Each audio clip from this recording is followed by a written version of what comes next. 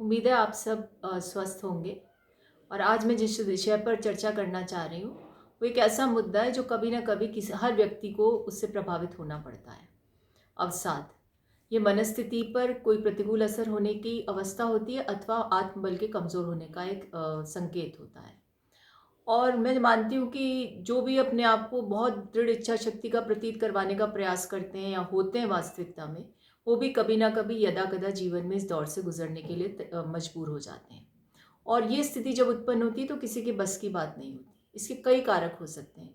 लेकिन मैंने मेरे जीवन में अनुभव किया है कि बढ़ती प्रतिस्पर्धा, घटता सामाजिक दायरा और बहुत सारे चैलेंजेस यानी चुनौतियाँ इंसान को इस स्थिति में लाने के लिए कारक बन जाती हैं। बच्चों में अवसाद का कारण होता है परीक्षा की जो चैलेंजेस हैं या अपने जो निकटतम सहयोगी हैं, पीयर्स हैं, उनके साथ कॉम्पिटिशन। युवावस्था में नौकरी में जो पेयर्स होते हैं या अपने साथ के जो साथी होते हैं उनको अच्छा जॉब मिलना, हमें नहीं मिलना, या उस जॉब के दौरान कुछ ऐसी स्थितियां निर्मित होती हैं कि घर के वातावरण और ऑफिस के वातावरण में तारतम्य नहीं बैठ पाता। बुजुर्गों के अवसाद के कारण बहुत से हो सकते हैं, जिसमें अमूमन भारतीय परिवेश में तो हम ये समझते हैं कि वो एक जॉइंट फैमिली में रहते हुए जब अपने बच्चों को विदेश में बसते देखते हैं या बच्चों की उनके प्रति आसक्ति कम होती देखते हैं तो वो अवसाद ग्रसित हो जाते हैं। तो ये परिस्थितियां हर व्यक्ति के जीवन में यदाकदा आएगी और आने के समय यदि हम इसके बारे में अवगत हो जाएं तो इससे उबरने में सुविधा मिलती है। अब देखिए ना, ख्यात नाम क्रिकेटर हमारे विराट कोहली या फिर ऑस्ट्रेलियन मैक्सवेल हैं, उन्होंने भी अपने जीवन परिचय में या यूँ कह सकते किसी के साथ अपने बयान के दौरान, अपने साक्षात्कार के दौरान ये व्यक्त किया कि वो भी अवसादग्रस्त हुए थे। कारण वही था, प्रेशर था। उनके जीवन में जो उनकी महत्वाकांक्षा थी या उनकी जो आकांक्षा थी या उनसे जो जनता को उम्मीद थी उस पर खरे नहीं उतरने का प्रेशर था और इसके कारण वो अवसादग्रस्त हुए। बहुत से फिल्मी कलाकार हैं, अभी हमने देखा कि एक बहुत बड़ा एपिसोड हमारे सामने आया किस प्रकार से एक फिल्म कलाकार जो एक मध्यम वर्गीय परिवार से ताल्लुक़ रखते थे और एक बहुत बड़े शहर से भी उनका लेना देना नहीं था, टीवी सीरियल से होकर के और फिल्मों की दुनिया तक उन्होंने सफ़र तय किया। सुशांत राजपूत की मैं बात कर रही हूँ। वो अवसाद से ग्रसित होकर के आत्महत्या करने के कगार पर पहुंचा और आत्महत्या कर ली। अब ये परिस्थितियां ऐसी है जिसमें बहुत सारी चीज़ें हैं जिसका हमें ध्यान रखना चाहिए। और देखिए, कोई सार्वजनिक जीवन का व्यक्ति होता है वो इससे ज़्यादा ग्रसित होता है क्योंकि उसका एक्सपोजर सबसे ज़्यादा होता है।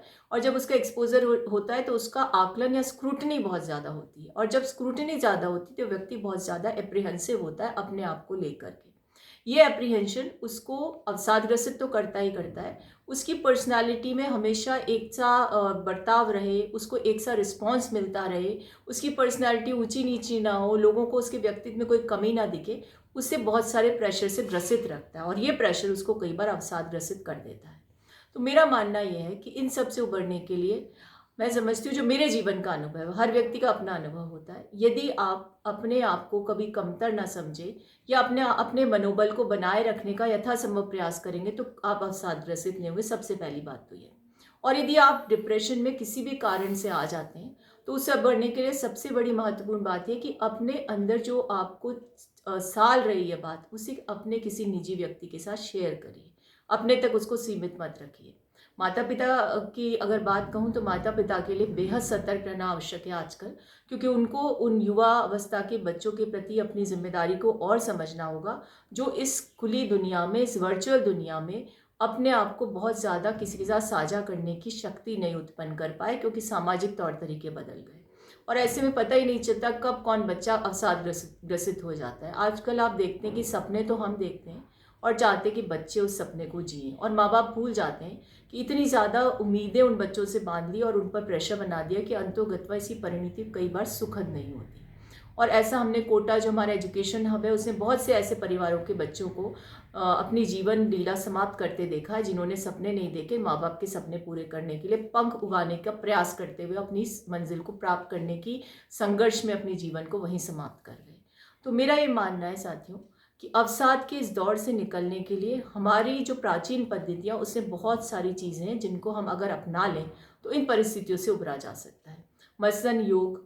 योग एक ऐसी पद्धति है जिसको कहा जाता था कि ऋषि मुनियों के बस की बात है, लेकिन धीरे धीरे जब ये संचार हुआ, सामाजिक तौर पर इसकी स्वीकारोक्ति बढ़ी, तो लोगों में योग करने की प्रवृत्ति भी बढ़ी। और मैं समझती हूँ योग करने से न सिर्फ शारीरिक स्फूर्ति बढ़ती है, वरन मानसिक तरोताजगी भी महसूस होती है।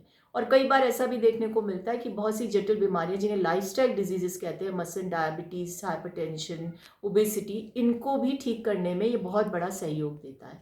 नेचुरोपैथी भी इसका एक बहुत बड़ा कारक है, जिसमें अगर हम अच्छा खान पान रहन सहन अपनाएंगे तो निश्चित रूप से हमें इन सब चीज़ों से उबरने में अवसर मिलेगा। और सबसे बड़ी बात है कि मनुष्य के रूप में जो हमारी सबसे बड़ी क्वालिटी है वो है कि हम बहुत ज़्यादा विवेकशील या हम हायर विजडम के को प्राप्त एक ऐसी स्पीशीज़ है जो सोच भी सकती है और दूसरे के लिए विचार भी कर सकती है। यदि एक दूसरे के प्रति सद्भावना रहे, एक दूसरे को संबल बनाने की प्रवृत्ति विकसित हो जाए और वर्चुअली से सोशली हम लोग ज़्यादा एक्टिव हो जाए, तो निश्चित रूप से अवसाद जैसी इस घोर बीमारी जिसने पूरी मानवता को कभी ना कभी अपने में समेटने का प्रयास किया, उस पर हावी होने का प्रयास किया, उससे उबरा जा सकता है।